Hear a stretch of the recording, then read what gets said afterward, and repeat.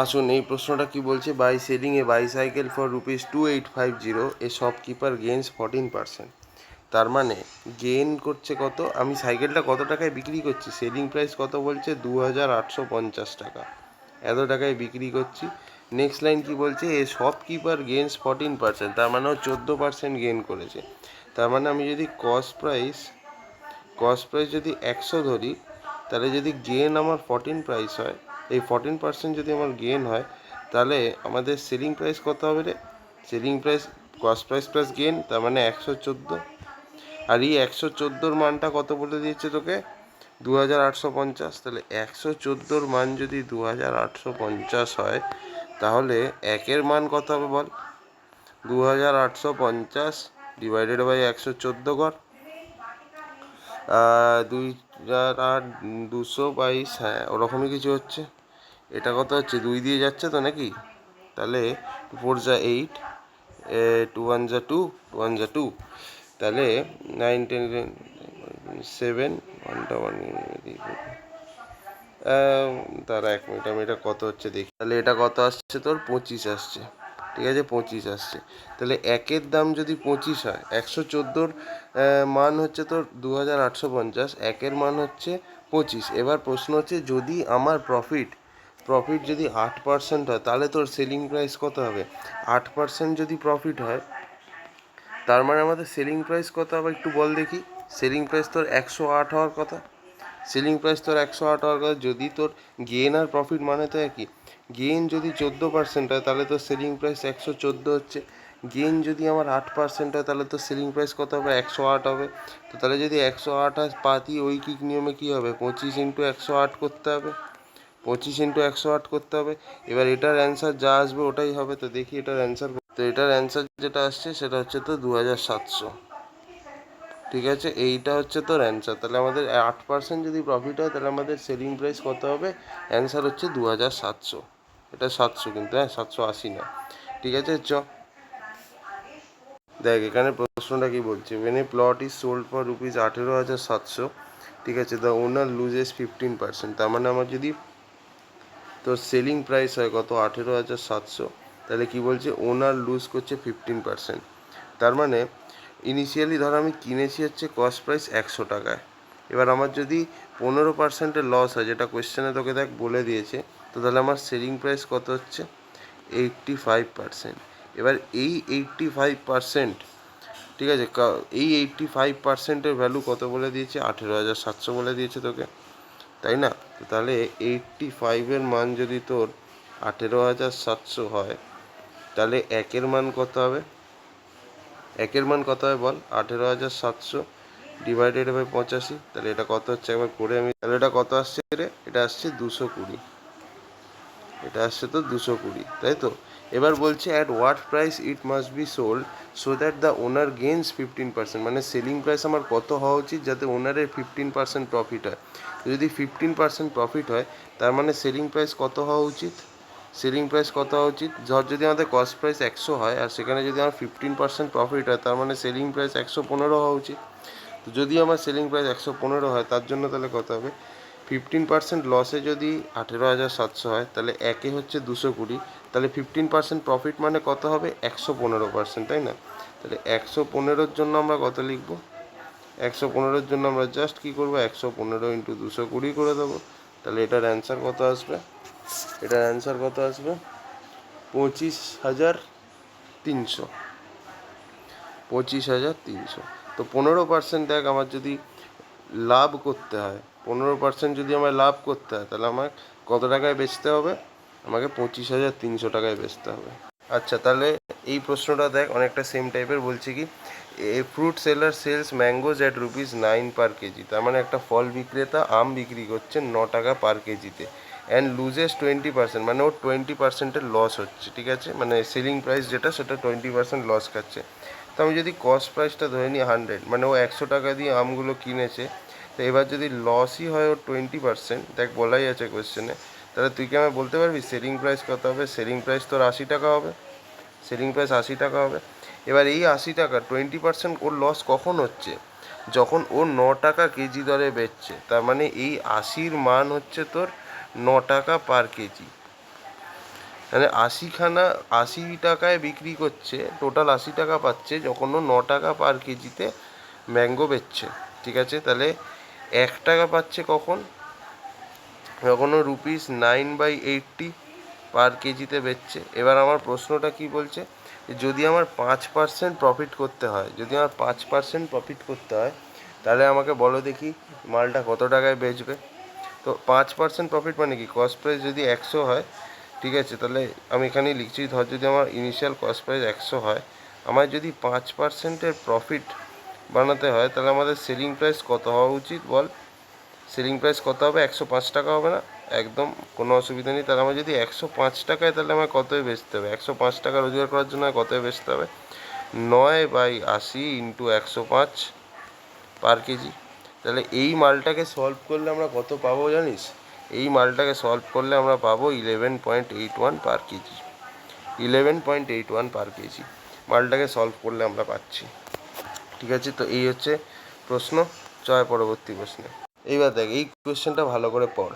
বলছে কি, Raju purchased an item for ₹8,200। ঠিক আছে, তার মানে একটা আইটেমকে রাজু কিনেছে কত টাকা দিয়ে, 8,200। তার মানে কস্ট প্রাইস কত এখানে, 8,200। এটা আমরা পেলাম। তারপর বলছে কি, and sold it at 25% gain. তার মানে 25%-এর প্রফিট করে ওটাকে বিক্রি করে দিয়েছে। তাহলে সেলিং প্রাইসের ফর্মুলা কী হয়, প্রফিট ইন্টু কস্ট প্রাইস হয় না, তাই তো? এক্স্যাক্টলি। তাহলে প্রফিট কত বলছে, 25%-এর গেন, তার মানে হচ্ছে 125/100, তাই না? ইন্টু কস্ট প্রাইস কত বলে দিয়েছিল, 8,200 না? এই তো। তাহলে এইটা আর এইটা কেটে গেল, তাহলে সেলিং প্রাইস কত পড়ে থাকছে, সেলিং প্রাইস হচ্ছে তোর বেসিক্যালি 125/82। তো এই 125/82 সলভ করলে কত দিই, এটা সলভ করলে আসছে 10,250 টাকা। ঠিক আছে, আচ্ছা, তাহলে আমি এটাকেই লিখে দিই ডাইরেক্টলি এখানে, বেশি ইয়ে করবো না, তাহলে চাপ আছে। আচ্ছা, এবার কি বলছে, ফ্রম দ্যাট অ্যামাউন্ট, এই পার্টিকুলার অ্যামাউন্টটা থেকে ও কী করছে, he purchased another item and sold it at a loss of 20%। তার মানে ও 20%-এর লসে বিক্রি করেছে। তার মানে এই টাকা দিয়ে যদি ও কেনে আইটেমটাকে, ঠিক আছে। আচ্ছা, তাহলে এখানে আমাদের প্রফিট কত টাকার হচ্ছে আমার বলতো, এখানে তুই আমাকে বল দেখি প্রফিট কত টাকার হচ্ছে। 8,200 টাকায় কিনে তোর 10,250 টাকায় বেচছে, তার মানে প্রফিট কত হচ্ছে, 2,050, 2050। এবার কি বলছে, এই যে টাকায় মালটা বেচেছে, সেই টাকা দিয়েই একটা অন্য আইটেম কিনেছে এবং সেটাকে 20% লসে বেচেছে। তাহলে কি হবে, তাহলে আমি যদি সেলিং প্রাইস আমি বার করতে চাই, সেটা তাহলে বার করার ফর্মুলা কি, মানে তাহলে কত টাকায় বিক্রি করেছে, এখন এটা তোর কস্ট প্রাইস হয়ে যাচ্ছে সেকেন্ড আইটেমের। তাহলে এবার সেলিং প্রাইস যদি বার করতে হয়, সেটা হচ্ছে লস ইন্টু সিপি। তো এবার আমাদের এখন কস্ট প্রাইস 10,250 টাকা, আর লস হচ্ছে কত পার্সেন্টের, 20%-এর লসে বেচেছে। তার মানে 100/120 হবে, ইন্টু তোর কস্ট প্রাইস এখন কত আছে রে, 10,250 টাকা। তাহলে এইটা কেটে গেল, তাহলে এটা কত আসছে একবার দেখে নিচ্ছি। সরি, তাহলে এখানে আমি এটা ভুল করে ফেললাম, লসে বেচেছে না, তো তাহলে লস হবে, তাহলে লস ইন্টু সিপি, লস হচ্ছে কত, 80। মানে 20%-এ যেহেতু তোর লস হয়েছে, 20%-এ যেহেতু লস হয়েছে, তার মানে 100 থেকে আমাকে 20 বাদ দিয়ে দিতে হবে, তাহলে 80 পড়ে রইল, ইন্টু কস্ট প্রাইস এখন কত, এই মালটার দাম যেটা সেটা। তাহলে এটা কত হচ্ছে তোর, 10,250। তাহলে এখানে এই দুটো কেটে যাচ্ছে, এই দুটো কেটে যাচ্ছে, তাহলে 8 ইন্টু 1,025, তাহলে এটা আসছে কত, 8,200। 8,200 এই এত টাকায় বিক্রি করছে। ঠিক আছে, তাহলে এখন আগের বার আমার প্রফিট হয়েছে 2,050, এবার আমার কত টাকার লস হয়েছে বল দেখি, লস কত হয়েছে বল, লস। তো এবার লস বার করার ফর্মুলাটা কি, কত টাকায় তুই কিনেছিস মাইনাস তুই কত টাকায় বেচেছিস। তুই কিনেছিলি হচ্ছে কি 10,250 টাকায়, আর বেচেছিস কত টাকায়, 8,200 টাকায়। তার মানে এটা কত হচ্ছে, 2,050ই সেই আসছে। ঠিক আছে, লস। তো একটা জিনিস তুই ভালো করে দেখ, লস হচ্ছে তো 2,050 এবং প্রফিটও হচ্ছে তো 2,050, এই টাকাটা গেছে আর এই টাকাটা ঢুকেছে। তো তুই 2,050 টাকা ব্যাংকের অ্যাকাউন্টে এসেছিল, আর তুই 2,050 টাকাই উড়িয়ে দিয়েছিস, তার মানে কি তোর কোনো নেট প্রফিট হয়েছে না, নেট লস হয়েছে না। তাহলে এখানে আমরা লিখে দেবো কি বলতো, নো নেট প্রফিট/লস, মানে তোর কোনো লাভও হয়নি, ক্ষতি হয়নি, যা টাকা তোর কাছে এসছিল সব টাকা চলে গেল, তো তোর নেট ব্যাংক ব্যালেন্স যেটা ছিল আগে সেটাই থাকবে। দেখ প্রশ্নটা কি বলছে, a man sells a house for rupees 6,30,000, ঠিক আছে, and in bargain he makes a profit of 5%।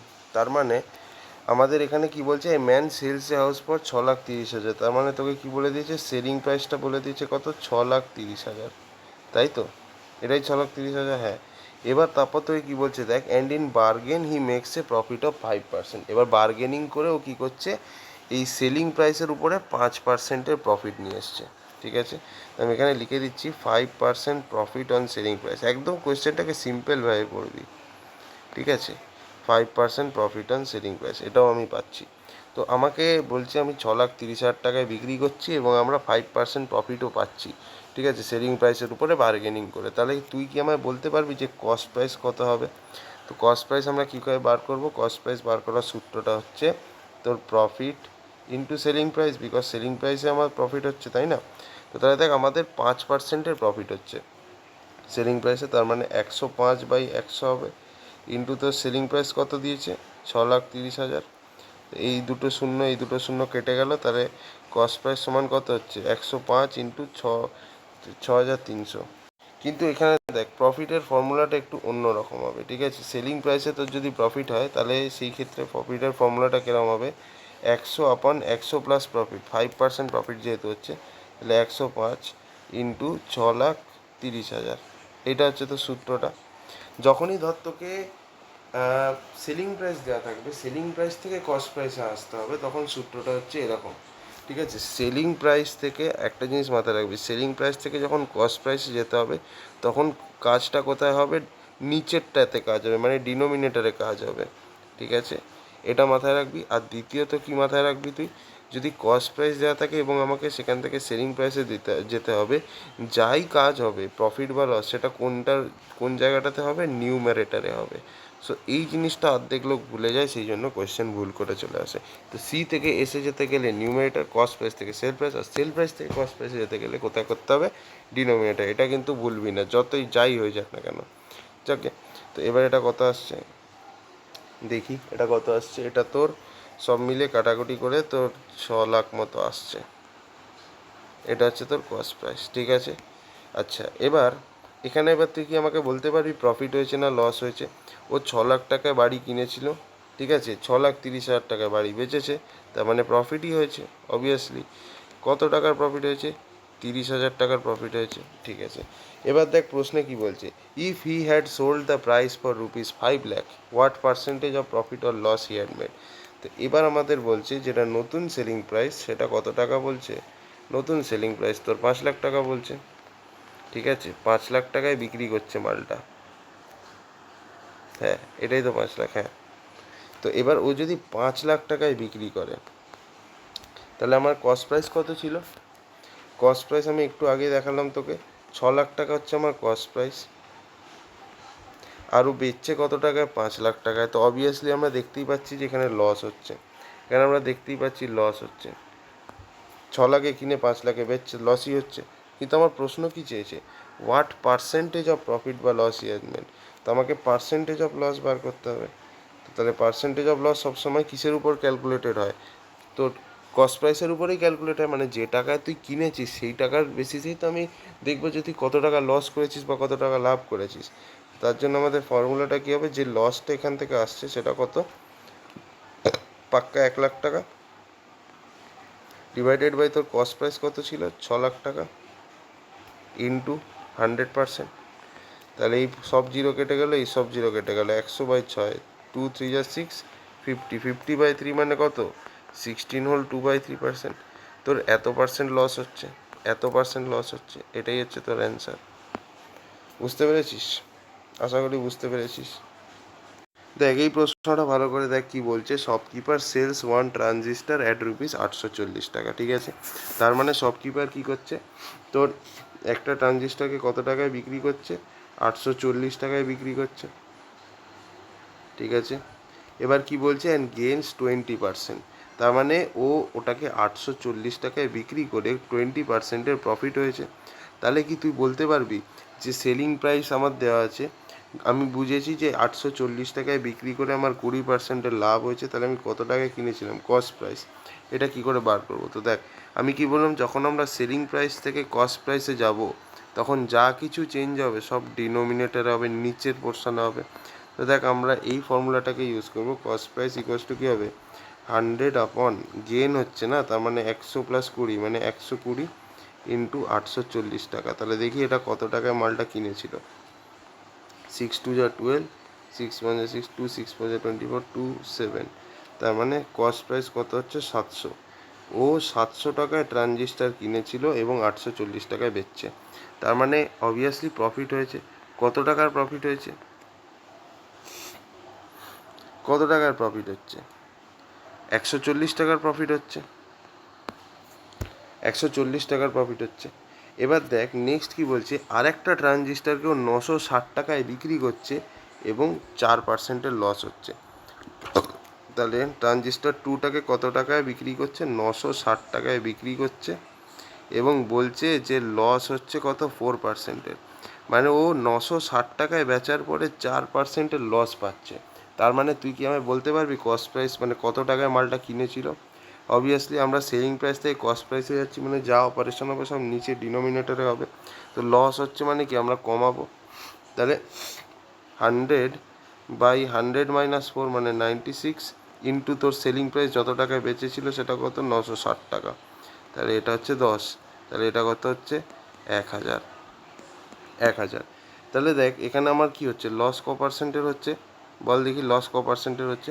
ও 1000 টাকায় কিনেছে এবং 960 টাকায় বেচেছে। তার মানে লস হয়েছে 40 টাকার। লস হয়েছে 40 টাকার, তাই তো? 960 টাকায় বেচেছে আর 1000 টাকায় কিনেছে, তার মানে 40 টাকার লস হয়েছে।